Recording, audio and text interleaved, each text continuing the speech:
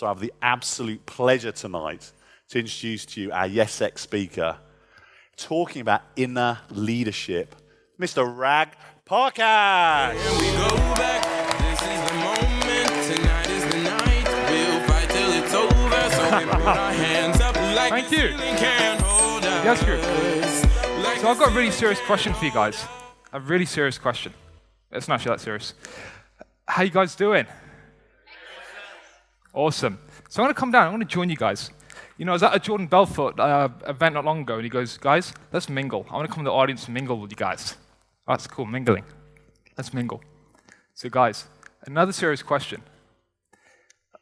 When I ask this question, if this is really natural to you and it occurs and you think, this is definitely me, I want you to stand up straight away, just instinctively.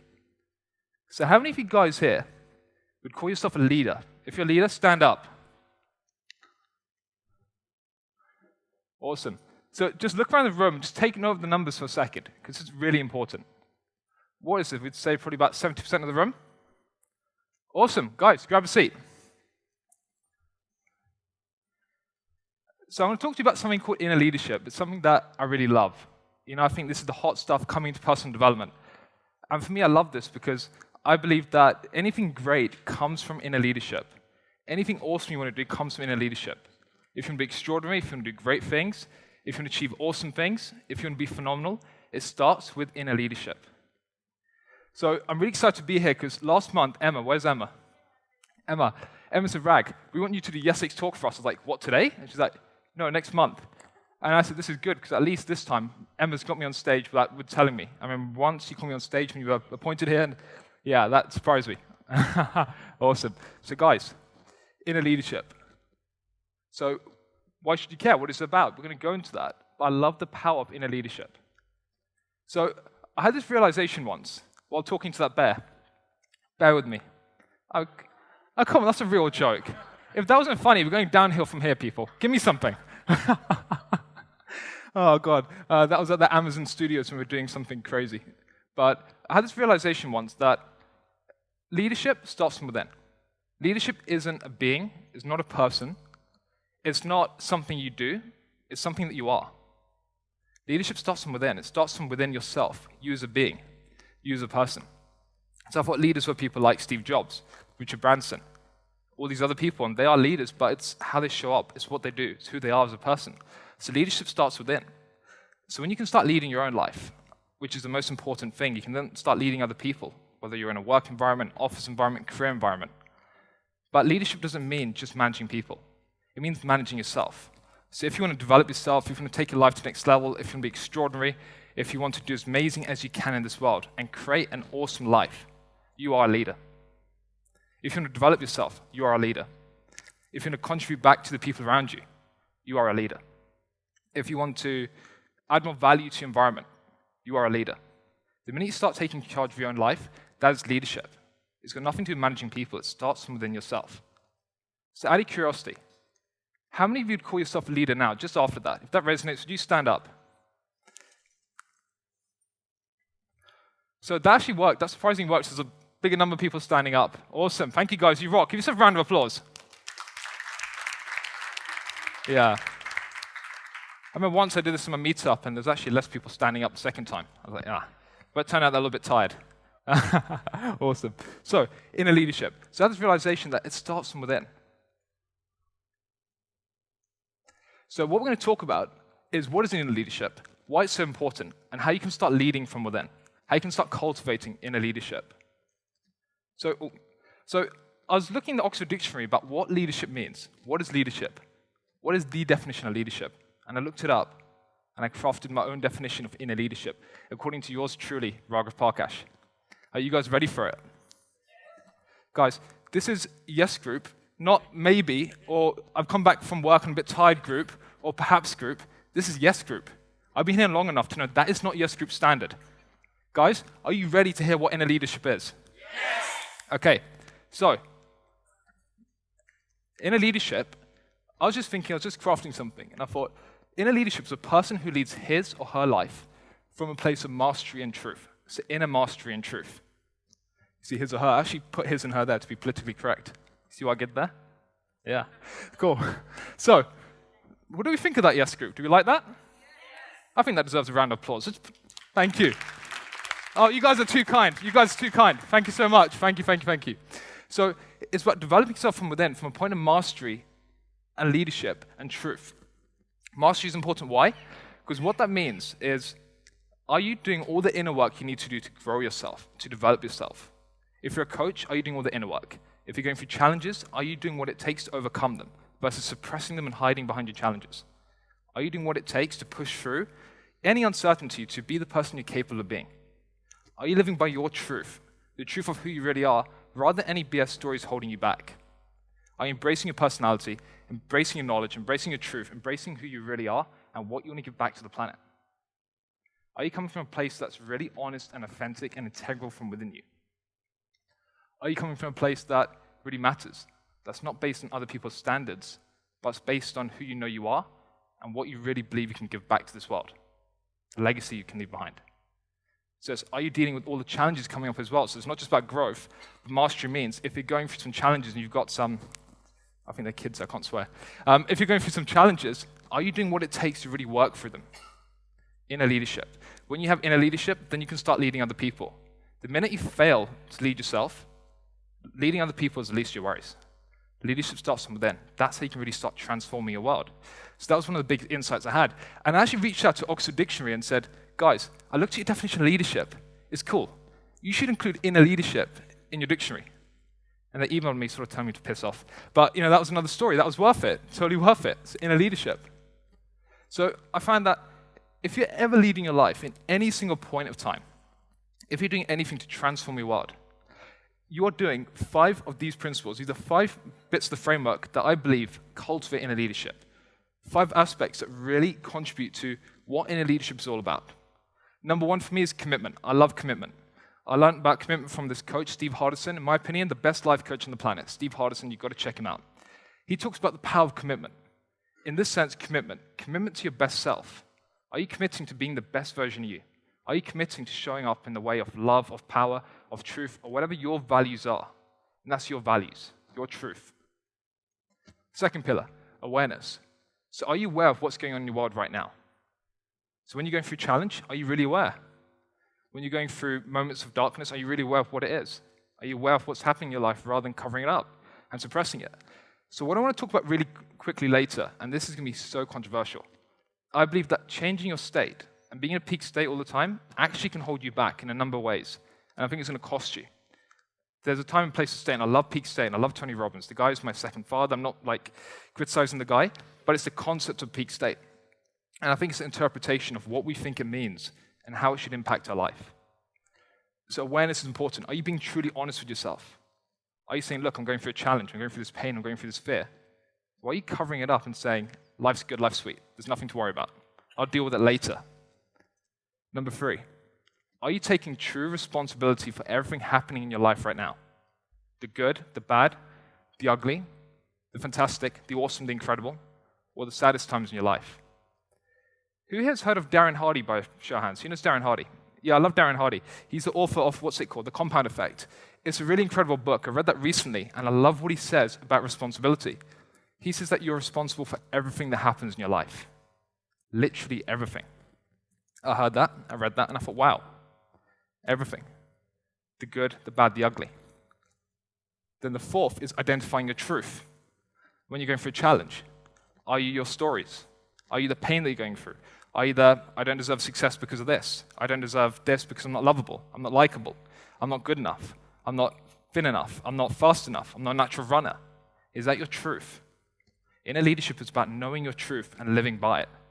If you strip back the pain and the challenges, what is your real truth as a person? What are you really capable of? And number 5 is ownership. Owning your challenges, owning who you are. When you know what you're going through that's really challenging you, it's about owning it, happening to it. You can own your challenges, you happen to life. You forget about your challenges, you put them underneath the surface, life will happen to you. I love ownership especially. The reason that a lot of these are obvious, but then not so obvious, is personal development is obvious in its nutshell. You think about personal development, it's so straightforward. That's what one of my clients said the other day. But then it's actually putting it into practice. So doing this creates a lot of Let's say it requires a lot of emotional drive and a lot of focus, a lot of attention. So these are 5 pillars of inner leadership. And Bart, how long do I have left? Timing?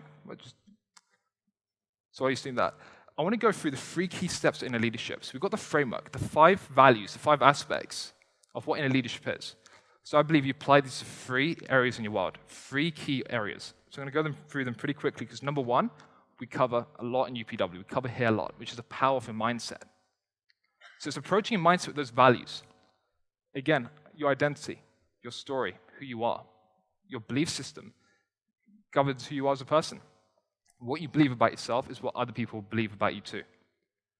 In fact, one thing I didn't cover is, back in the day when I was going through my challenges and I had no idea about YESx group, I lacked inner leadership in every single way and form. And the reason I love inner leadership, the reason it moves me, is I remember I was coming home one time and I just used to be this angry, aggressive guy. Like really angry, really aggressive. And growing up with a single parent, my dad's always been away, worked, and he brings home the bacon. As the expression is, I was at my meetup and I was talking about that, and someone said, I don't do bacon. So I said, fine, he brings the broccoli home, I don't know, whatever floats your boat. I couldn't believe that. Actually caught me on the spot. I was like, I don't know, broccoli green shake, whatever works for you. So he's been away, but my mum is like the most awesome person on the planet. Someone I took for granted by coming home, and I used to just be aggressive, I used to have such a short fuse, I used to be just flippant. And when I look back on that now, it does actually infuriate me a lot because that is just not good enough. That is not good enough, and I tolerated that. The one thing Tony taught me is what you get or what you tolerate in life is your choice. So your life is a result of what you tolerate. I tolerated that, and that was BS. That was not good enough. That was completely unacceptable, and I'm grateful it made me who I am today, but frankly, that is just not good enough. And I took someone really close to my heart, to my soul, that gave me everything I am today, that raised me from my challenges. I took someone like that for granted. So that's just one aspect. And I always think, what can inner leadership do if you lack it in your life? How can it really impact your life on a number of different fronts and a number of different fields? So the mindset's important. When I had my first coaching session, you guys all know this, there's a coach from San Diego, and I can't do his accent. That's the one American accent I haven't quite mastered yet. But he said, Rag, remember this, write this down, it's so important, it's going to change your life, you need to remember this, it's going to change your life. I said, awesome, what is it? And he said, remember, life is 80% psychology, 20%, what's 20%? So what's that? I can't hear you guys from up here, sorry. Mechanics. So he told me, he said, you've got to master your mindset. So when you master your mindset, you master your life, your belief system, a map of the world. The process of reconditioning and reprogramming your mindset. Now, key number 2. This is one of my favorites, the power of emotional excellence. So emotional excellence for me is responding to life, not reacting. One of the role models that I came across when I started my journey as a coach, Randy Porsche, he said, sometimes in life, you can't determine the cards you're dealt, but how you decide to play them is up to you. So there's a choice of responding or reacting. Because I've got 5 minutes left. Oh, Bard, you can't do this to me. You're killing me, my friend. That's awesome. So, so the key is to respond, not to react, because you can't always be at cause. But it's when you're at effect, what do you do? How do you respond? How do you show up? The power of emotional excellence. So the problem is that with emotions, now these pictures are really interesting for me because with emotions, I believe emotions are the biggest guiding force in your life. Your emotions are telling you what to do. Very often we can suppress our emotions because we think it's really scary to lean into them. Or emotions are weird. I'm not an emotional guy. And back in the day, I used to think, I hate emotions. I can't be teary. I can't be sad. And I used to be watching a really crazy rom-com with my girlfriend. I'd like showing the tears. And I was just like, man, I smell onions in here. I can't be crying. This stuff can't get to me. And I've got to be a tough guy. You can't show emotions. But emotions and feelings are powerful because it's your guiding point. They're guiding you to do something in your life. They're guiding you and directing you. And very often we suppress them. So really quickly on the state thing, I believe in a peak state. And I believe peak state is a great introduction for personal development. But after that, there's no way you can live in a peak state for the rest of your life. Like I've tried, and I disconnected with so many people by forcing something that wasn't natural, by ignoring my emotions. So I believe that when you need to be in a peak state, be in a peak state. But when you've got emotions coming up, don't put your head in the sand, because your emotions are telling you to do 2 things, 1 or 2 things. They're either saying, Rag, it's intuition. You need to take an action. It's telling you to take a strategy. Or it's your intuition. It's a gift from above. Why would you ignore that? So very often it's very easy to just push our intuition aside. But the second thing emotions do is tell you what you need to work on. For me, it was anger management. Or I don't even know what it is, just frustration, just something I tolerated which was stupid. So it told me I needed to work through that. So I leaned in and I listened to my emotions, doing something I just call, in fact, the invisible fire. So the reason we don't work on our emotions is that it feels comfortable just to stay in our comfort zone. It feels really relaxed and comfortable. So it's like a fire which is warm. But when we don't deal with the fire, it becomes a blaze. And it burns you emotionally, psychologically, in your relationships, in your finances, in your career. It impacts you in a number of different aspects of your life. And when you're going through that fire, it doesn't always look like this. You don't always stand there looking like this. Very often, you can look like this. Sometimes you need some help. So emotions have two hidden secrets, as we spoke about. So I say own your vulnerability. Lean into your fears, lean into your pain, lean into your vulnerability, and just own it. See what it's telling you. See how it's guiding you. And once you've taken the biggest secrets from it, then change your state and take action and own it accordingly. So lean into all the emotions that you have, what's coming up. See what it's guiding you, see what it's telling you. And at the bottom, we talk about reassociation. So emotions don't have to be pain. Fear doesn't have to be painful. Fear can be, okay, look, this is something that's coming up for me, but it's an opportunity to grow. Because the one thing Tony talks about that drives human beings is one word which begins with P. What is that word? Progress. Progress is the key to life. The minute we stop making progress, we die. So your fears are a way for you to make progress as a human being. Your pain is a way for you to grow as a human being. It's the guiding force. So last, I'm just going to skip over this quickly, but decisions is number 3, because this guy who's big in personal development said something about decisions shaping your destiny. I don't know who said that, some guy who's huge in personal development or something. But he said decisions shape your destiny. So are the decisions you're making coming from a place of inner leadership? The 5 aspects of the framework: honesty, awareness, integrity, commitment, and ownership. Are you making your decisions from a point of inner leadership? So what I mean by that is, are you doing the job that you love? Are you in a 9-to-5 working really hard to make someone else's career a reality, and job a reality, and the vision reality, and forgetting your own vision, which is really beautiful? Are you doing what you love? Are you in the relationship that you really deserve? Or are you settling? Are you living a life out of your own purpose, out of your own heart, or out of fear, based on what your family think you should do? If you're not living your life from your own cause, your own purpose, then that's not inner leadership. You're lacking inner leadership. Which is why, thank you. Steve Chandler, one of my favorite coaches, he said, the biggest challenge in life is that we die with our music inside of us. We die with our music inside of us. So we've all got beautiful music that we want to give to the world, that we want to share with the world. But we die with our music left inside of us out of fear, out of not leading our life from within. Everyone's got some music they want to give to the world that can ignite their soul, ignite their heart, leave a powerful legacy behind that will rock this world, do something that will teach the rest of humanity something powerful. Because the world needs you with your own brand, with your own identity. Cool. So make a commitment today, guys. The thing I did was made a commitment to lead from within. And I hope this has served you. I hope this has inspired you to lead from within. And Bart's about to rugby tackle me in a second, so let's just wrap this up. But opportunities are everywhere. And I love that picture because that's when I started at YESx Group. An opportunity to grow and to give are everywhere, to lead from within. 2 years ago, I was at UPW. I want to finish with this. 2 years ago, I was at UPW. And I met one of the most amazing men in my life. No, hang on, let's go back a bit. I met one of my favorite mentors. This guy is an amazing mentor. And back then, I was just going through a troubling time of massive uncertainty. And he was standing there, and he looked at me with so much love, and he had so much more love for me than I had back then. And this person actually is here right now. How are you going to tell? You've got a network. But he looked at me, and he said something really powerful. With so much love and so much energy, he just looked at me. And let's see if I can do his accent. People say, Rag, do his accent really well. I love this guy. You might recognize him. He said a few words. 1 second. I can do his accent. Okay. He said a few things. You ready? He goes, yo, bro, come to YESx Group. Got to come to YESx Group. Yeah, so I'm just a little kid. Thank you. So he said, come to YESx Group. To find out who that is, you've got a network, you'll find him.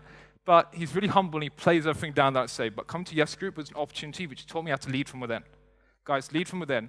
It will change your life. Guys, you have been awesome. And I'm just blown away to be here because I started off and I'm growing my career and to be in front of you guys serving you. It's like a dream come true.